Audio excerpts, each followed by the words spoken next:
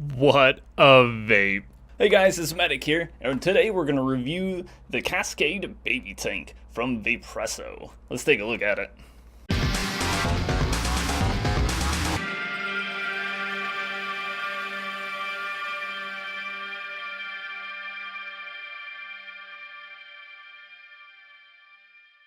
Alright guys, here we go. This is what it looks like. Doing my best on the camera here. So let's go ahead and get this wrapper off of it. I've never used one of these. I've certainly seen them, certainly heard of them, and they look like they're a really good tank. So I'm excited to get inside and see what it's got. We've got our batch number. So on the side here, we've got some information. GT mesh coil. This will be my very first mesh coil tank. So I'm super ready for this. It says it has a safety lock mechanism. That's always nice. It says it is a 5 milliliter capacity. Shows our safety lock mechanism on the side here. Looks like it pulls up and then turns to the side and then push down to lock. Some more information in the back here. Again, mentions that it's got a mesh coil in it, and I am super ready to get inside of this. As soon as we open the box, the first thing we've got is a spare coil, which I'm super stoked about that. 4 of them. Look at that. Now that's a coil right there, man. I tell you what. So that's a pretty nice coil right there. There's 4 of them. Now this is not mesh. I can look right on the inside of there. You can't see it. These are just wire coil. There's no mesh to it. Let's go ahead and pull open our box, see what else we've got inside of it.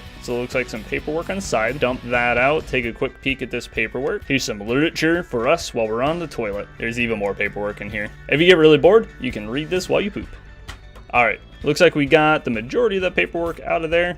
A warranty card, heck yeah, we'll take it. All right, we finally got all that paperwork out of there. Let's actually see this tank. Everything's out of the box. We don't need it anymore. All right, here's how it's packaged. Looks pretty solid in there. Let's pull out the baggie first. Looks like we've got a glass, some extra O-rings, and even looks like the top there, ooh, it opens. All right, I thought it was sealed.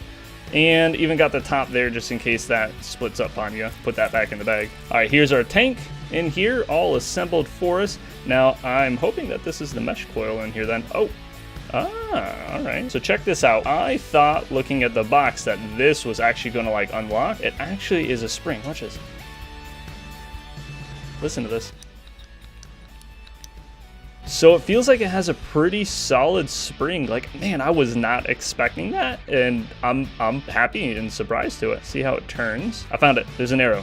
So this pulls up and it turns. Okay. Turns just enough. A little bit of a hole right there. And it looks like it should be plenty of room. We will find in practice. Go ahead and close this. Now it looks like... Oh, I don't know if I like that. Oh no. Ah. Okay. So I don't know if I like that. So it looks like to turn it, and I'm already pulling my drip tip out. So put that back in. So it looks like you're going to have to pull this and turn it when you want to close it. Why is this stuck? Okay. I took a look at it. And it looks like it's just really, you got to really push it in there. So when you turn here, it kind of gets stuck a little bit. You have to like just lift up. You have to just push the sucker. And as you push it, it'll eventually come in and lock back into place. So, I mean, like, I guess I'm not worried about it unlocking on me. But, like, it's a little bit harder than I think that I would like. But we'll see in practice, you know, once I get it onto a mod and stuff, we'll see. But I also thought maybe the tip had something to do with it. I did it on and off and looked at it. The tip actually has nothing to do with it. And it's just a matter of that springiness to it. It's just initially a little bit hard. Push where the arrow is. It gets in and it's just coming back. It doesn't matter if I lift or not. It just is very difficult to get back in. You really got to push it in, and then it springs in there. But once it's in, it's on, it's solid, doesn't move. And it actually, I mean, it feels straight. Like, it doesn't feel like it's off track or anything like that. So it's just unusually hard to close and lock for some reason. Okay, now that we figured out how to open it up so we could juice it, let's go ahead and just take this sucker apart and see what we got. Looks like our bottom twists right off. There's our coil. Yeah, buddy. That is a mesh coil in there. I'll tell you what. That's a really big coil. Like, man, I did not realize how big these coils were until, like, I took this apart. Let me set this down real quick. But, boy, man, that's quite the coil right there. And I am super excited. I'm going to use the mesh coil first. So here's the base. Looks good. The pin does slide. a little bit right there. This is not gold plated. Slide that right back in there. Whoop. All right, I'm gonna actually leave that out a little bit, and then we put the mod on. We'll let that resize. Airflow on the side. I don't know if I'm gonna be able to turn it like this. Okay, it locks one way and locks the other way. 1, 2, 3. 3 air holes. 1, 2, 3. 3 air holes. I'm gonna set this back down. Here's our mesh coil. Mesh coil has 1, 2, 3, and 4. Got a nice little V right there. This one is rated at 0.18 ohms, 50 to 85 watts. Look at that. Would you look at that? Would you look at that? All right, we'll set that down. Let's take a look at the rest of the tank here. I'm going to assume this unscrews. Okay, so to unscrew this must be reverse threaded, because when I had to unscrew it like I wanted to tighten it to make it come off, and this is all one piece. Sometimes a gasket or O-ring or something in there, so that's perfect. That's probably for the top of the oh no, I didn't foresee that coming. So there are O-rings on each end of this glass here, and this one is actually stuck. So this one fell right off. This one looks like it's in the glass, stuck to the glass. I'm not really sure. Oh, this one's stuck to the glass. Look at that. Oh no. Oh, I want to take this off. I want to make sure that I put this on and that it's seated correctly. I don't know if these are machine seated or how they go in. So I want to make sure, you know, we're off to a good start. Now it looks fine. Doesn't look like there's any blemishes. So the glass is nice and smooth. Set that down. Take a look at this. Nice and smooth. Now there's another O-ring right in here, which is hard to see. And then again, our springy little top mechanism to it, and I'm not going to bother trying to open it without it connected to everything. So let's go ahead and put this back together.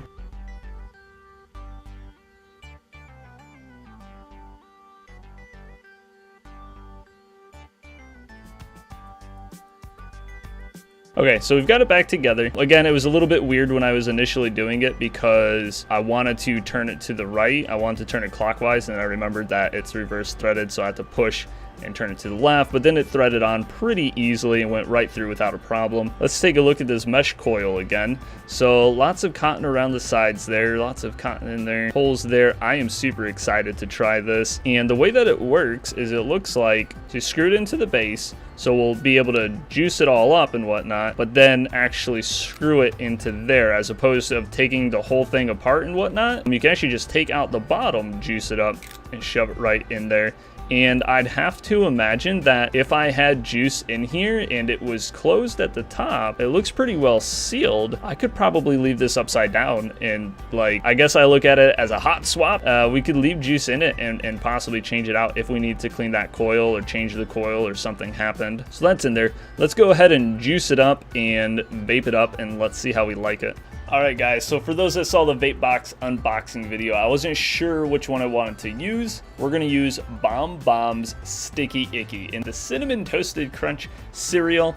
This on the bottle says that it's 80 VG, 20 PG. So we're going to juice up that mesh coil, definitely let it sit for a bit, make sure it gets nice and soaked up, and we're going to vape the heck out of it. So let's take a look at it. Alright, so because the coil doesn't have much to the bottom to it and the air holes I can get to, I'm actually going to juice it up like this. So let's go ahead and pop open our bottle and juice this sucker up.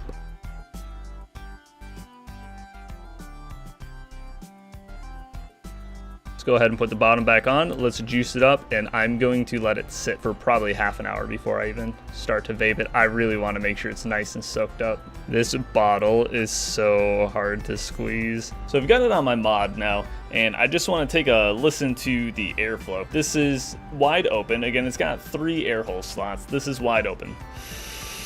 To me, it seems kind of loud. We're gonna go right over to 50%, so all 3 are now at 50%. I feel like that's really loud. And then let's go ahead, basically closed off.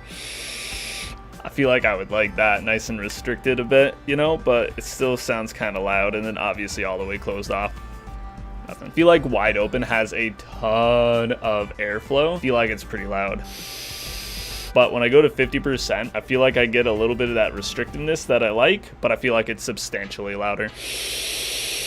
We'll see how it vapes. All right, we're back. I've been letting it sit for a while. I've set it to 50 watts. Now it reads at 0.21 ohms. I believe it said on the coil that it was 0.18. So I'm gonna start it off at 50. It can go 50 to 85. We'll start it at 50, full airflow, and we'll decide from there. Again, the juice we're doing is Bomb Bomb's Sticky Icky, and again, it was an 80-20 juice is what it says on the side. So let's take a hit on it and see what we think. Wow, that heats really fast, actually. I didn't expect that. I've been using RDAs for probably a month or two now, and I don't even know the last time I used a tank. That hit really fast. So that's full airflow and only at 50 watts. The juice is actually pretty good. I can taste the cereal, but it's not an overpowering cereal. I feel like that's pretty good vapor. Go up to 75 now. At 75, I taste that cinnamon. Oh man, it's like a hit of cinnamon, but it's not like that artificial, like it's not a big red gum cinnamon. It's like a some cinnamon on your cereal. Man, that's 75. It's warmer than I think that I wanted, but man, it hits with a lot of flavor at 75. Look at that vapor production too. I have my air conditioner and fan on and stuff like that, and it's still struggling to get that vapor out.